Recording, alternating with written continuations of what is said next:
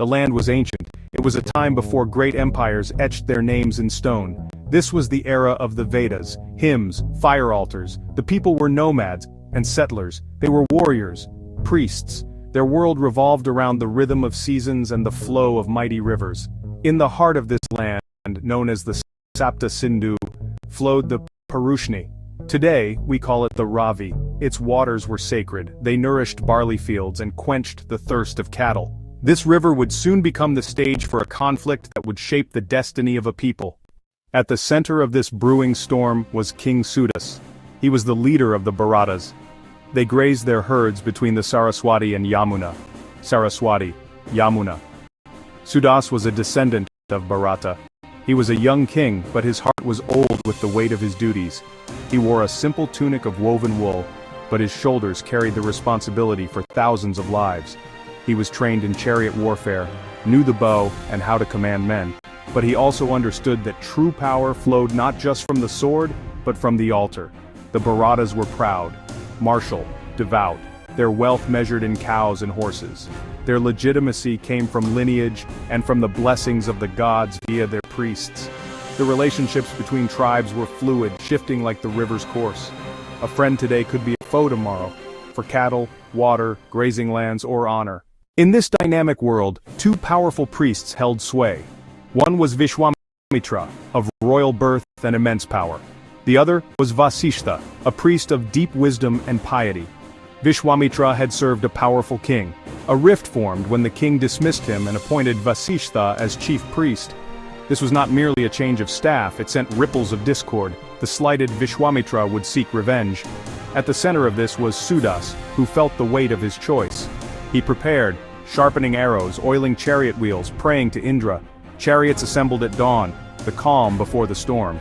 Vishwamitra traveled from tribe to tribe. His words were sparks on dry grass. 10 kings listened and nodded. An alliance was forged. The Dasarajna, war drums and storm clouds gathered.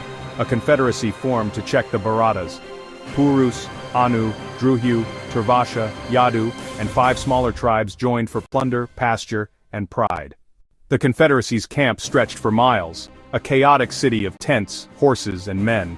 Sudas's camp was smaller, disciplined. Every warrior knew his role. Vishwamitra lit a massive bonfire. His chants called the Maruts and promised Indra's wrath. They offered ghee. Indra himself will shatter their chariots, he declared.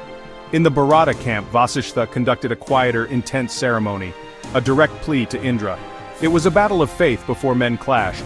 Both sides sought divine favor. Despite bravado, fear rippled through both camps. The earth trembled under marching feet and hundreds of chariot wheels. As night ended, the sounds shifted to the deep hum of mantras and the creak of harness. O Indra, mighty thunder wielder, aid us now. A battle of men and a battle of gods waited beneath the rising sun. Divine favor was not abstract. It underpinned Vedic strategy. A king did not simply march, he ensured the gods were on his side. The Rig Veda calls to Indra as Purandara, breaker of forts. Indra fights with the righteous, a potent, invisible ally. To have his favor was to gain an ally stronger than any army. Vasishtha offered Soma. Indra is pleased and chooses the Bharatas. The gods favor those who uphold Rita, cosmic order.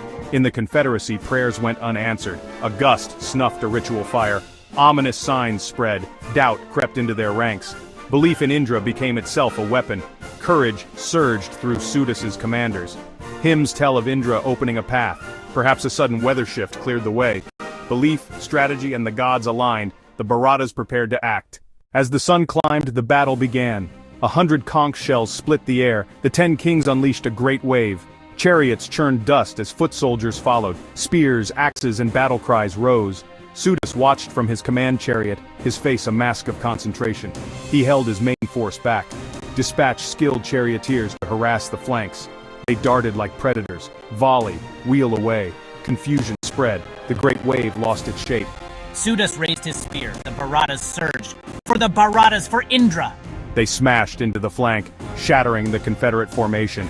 Pushed to the river, panic set in. Commanders could no longer rally their men. Warriors threw down weapons and fled into the water. Perhaps a flash flood. The hymns say Indra loosed the rivers. The waters of the Parushni swelled and swept them away. The victory was total. The confederacy was broken. The riverbed revealed utter devastation. Abandoned weapons, torn flags. Those who survived were humbled. The Rigveda lists the casualties: kings who fell and tribes shattered. Villages lay ruined. Refugees moved away from their homelands. Suda stood on a hill, no elation, only the heavy weight of what had transpired. He spared defeated chiefs, offered aid, and forged new alliances. The union of the Bharatas and Purus created a new dominant entity, the Kurus. They would dominate the northern plains, the land later known as Kurukshetra. The battle marked the end of fragmented tribes and the start of Janapadas, larger territorial kingdoms. The legacy endured.